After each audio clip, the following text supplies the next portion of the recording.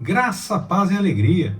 A porção de hoje, recomendada para a leitura da Bíblia em um ano no plano sequencial, é Jeremias do capítulo 25 ao capítulo 27.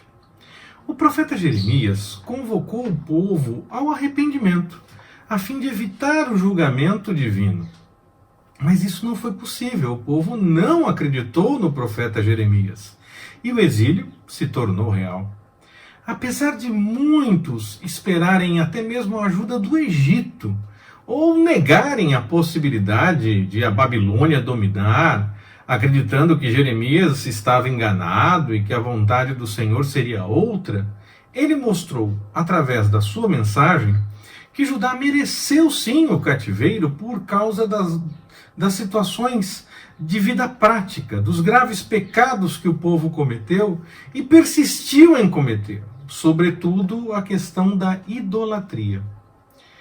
Quando Jeremias completou 23 anos de ministério, ele deixou claro esse registro. Ele anunciou que estava completando 23 anos de ministério profético, 23 anos anunciando a palavra do Senhor ao povo de Judá. E aí nesse registro, ele deixou claro que até aquele momento, por 23 anos, ele alertou sobre os erros e a necessidade de conversão em relação à vontade do Senhor, para que o povo se acertasse com o Senhor. Avisou que se eles não se acertassem diante dele, a punição chegava rapidamente através da ação de Babilônia e o exílio seria uma realidade. A porção de hoje ainda nos revela que Jeremias foi chamado pelo Senhor para mais uma representação que tinha como objetivo relatar que o domínio de Babilônia seria uma realidade. E quem acreditasse nisso e se rendesse, poderia ter uma chance, mesmo que como dominado. Mas quem não acreditasse e não aceitasse essa realidade, teria problemas quando ela chegasse e ela se confirmasse. O povo não acreditava, e eles achavam que isso não vinha do Senhor. Achavam que Jeremias estava errando, preferiam acreditar que ele estava errado, que ele estava exagerando, e que a Babilônia não teria sucesso por ser uma nação ímpia, e o Senhor daria do bom e do melhor para o povo que era escolhido por ele.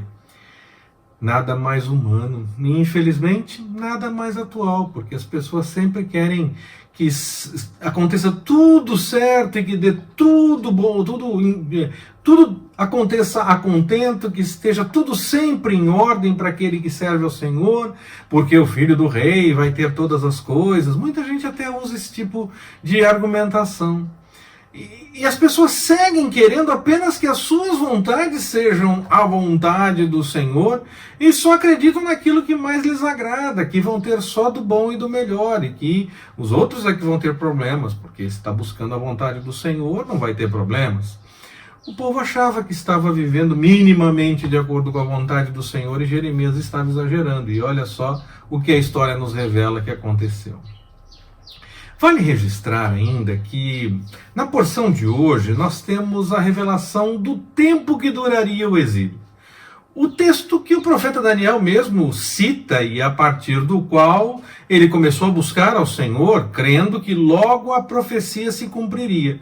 Nós vamos ver no livro de Daniel esse registro permitindo o Senhor quando chegarmos por lá. Jeremias chega a falar até mesmo no templo para que houvesse mais uma possibilidade das pessoas ouvirem, tanto os religiosos como os integrantes do povo em geral. O Senhor manda que o profeta faça isso. E mesmo assim, por muito pouco Jeremias não foi morto por conta dessa ação. Buscaram na história como agiram com relação a outros profetas que fizeram algo parecido daquilo que Jeremias estava fazendo naquele momento, e no fim Jeremias foi poupado, mas olha, foi por pouco. Claro que o Senhor estava cuidando de todas as coisas, mas nós temos que ter em mente que se o plano do Senhor incluísse sim a morte do servo, ela aconteceria. Como aconteceu com tantos. pelo menos já de partida no livro de Atos dos Apóstolos, nós lembramos de Estevão, o conhecido como o primeiro mártir do cristianismo.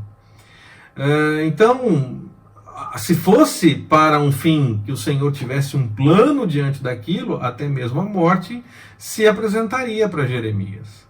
Da mesma forma, como poupou a Jeremias nesse momento, o Senhor poupou a outros tantos.